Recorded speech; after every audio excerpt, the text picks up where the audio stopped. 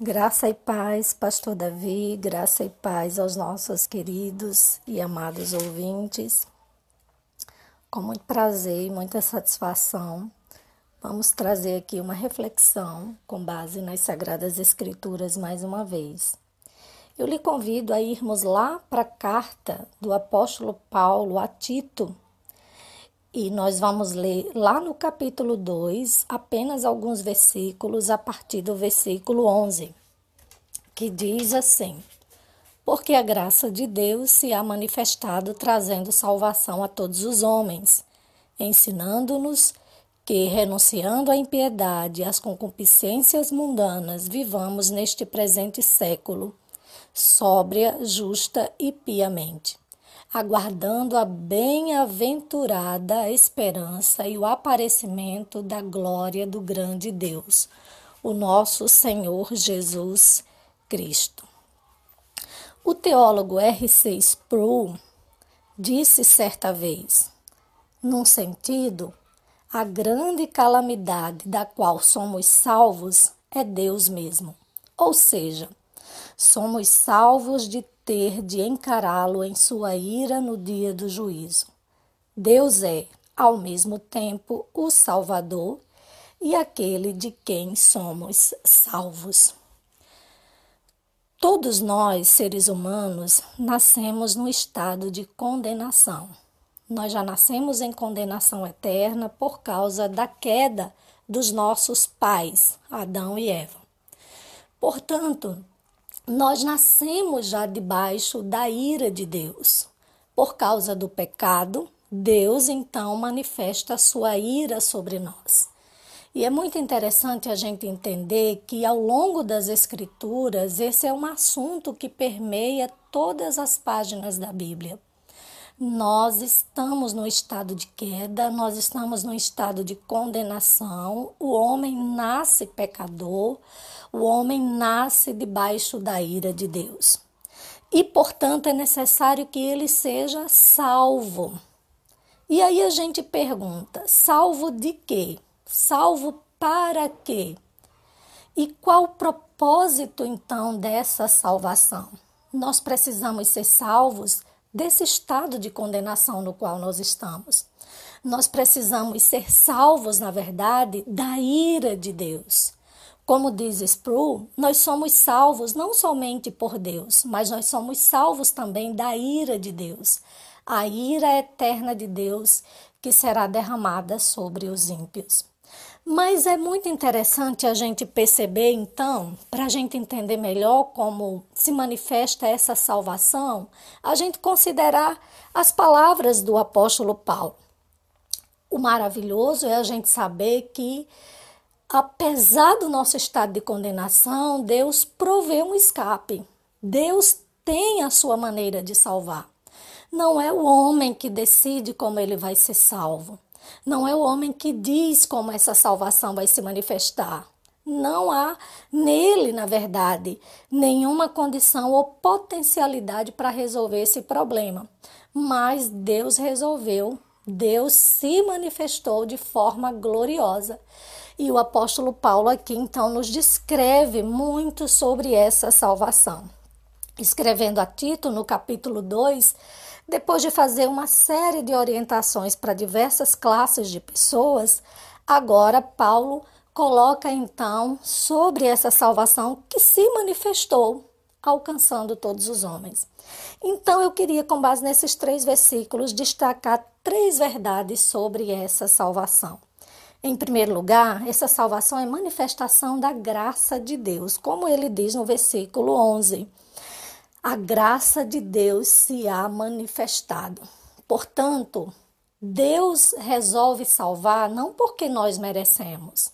Aliás, nós não merecemos nada. O homem ele é totalmente indigno. Nós vivemos num sistema de méritos e sempre achamos que estamos merecendo alguma coisa ou fazemos por merecer. E com relação a Deus, nós sempre achamos que vamos conquistar alguma coisa da sua parte pelos nossos méritos, pelas nossas próprias atitudes. Mas com Deus não funciona assim. Então a salvação é manifestação da graça de Deus, de um Deus que se manifesta graciosamente. O que é isso? O que é graça? Graça é o favor sem merecimento. Deus nos salva, não porque merecemos, não pelo que somos ou pelo que fazemos, mas pelo que Ele é. Ele é um Deus gracioso. E graça é isso, graça é o favor sem merecimento. Onde há graça, não há méritos. A graça exclui os méritos. Portanto, queridos, Deus também tem salvação para a sua vida. Deus quer te tirar desse estado de condenação, de ira e de ira vindoura também. E para isso, o próprio Deus manifestou-se graciosamente. Ele dispensou o seu favor sem nenhum merecimento. O que nós precisamos é receber tão somente essa salvação e abrir o nosso coração para a receptividade dessa salvação. Em segundo lugar, Paulo também nos mostra que essa salvação, ela alcança todos os homens. Portanto, a salvação não é para um, não é para outro, não é para uma classe de pessoas privilegiadas, mas é para todos os homens, sem nenhuma distinção. Depois de falar sobre várias classes de pessoas, agora Paulo diz que todos esses tipos de pessoas Deus está disposto a alcançar. Então, independente do que você é, independente da sua raça, da sua cor, da sua nacionalidade, da sua vida, Deus pretende alcançar. Então, Deus alcança todos os homens, sem distinção, sem fazer exceção ou acepção de pessoas, sem fazer seletividade por causa da cor, da raça. Deus alcança todos indistintamente. É assim que a salvação se manifesta. Geralmente, a gente, quando resolve presentear alguém, nós presenteamos seletivamente. Nós presenteamos pessoas que estão mais próximas, pessoas que nós mais amamos, a quem nós queremos bem.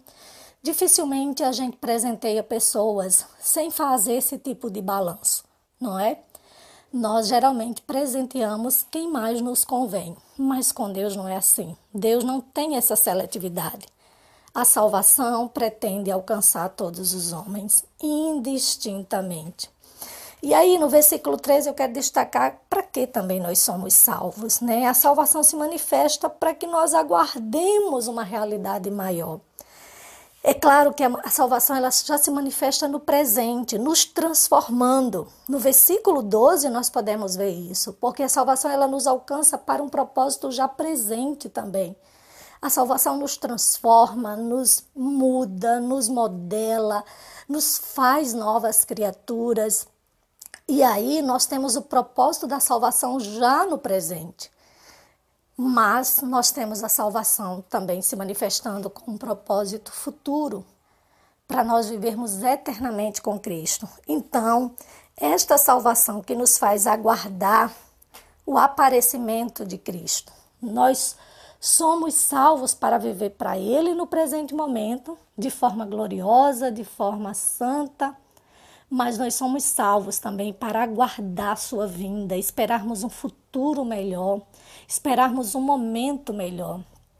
O mais difícil de partirmos, e nesses dias temos falado tanto de morte, essa realidade tem sido tão presente, tão notória, mas o mais difícil, na verdade, diante de tudo isso que nós temos vivido, considerando essa verdade, não é as pessoas simplesmente partirem em solidão. Isso é muito difícil. É muito difícil essa situação, as pessoas que são acometidas do Covid partem sem seus entes queridos por perto, mas o mais difícil é partir para uma eternidade só. Uma eternidade sem Deus, uma eternidade que vai encarar a ira de Deus. Mas Deus chama você hoje ao arrependimento. Deus chama você hoje para essa salvação. Para que, embora você parta nessa vida sozinho, mas você vai partir para se encontrar com o Senhor, para viver eternamente com Ele. Nada é mais glorioso do que isso. Então, que Deus nos abençoe, abra o seu entendimento e te ajude a receber essa tão grande salvação.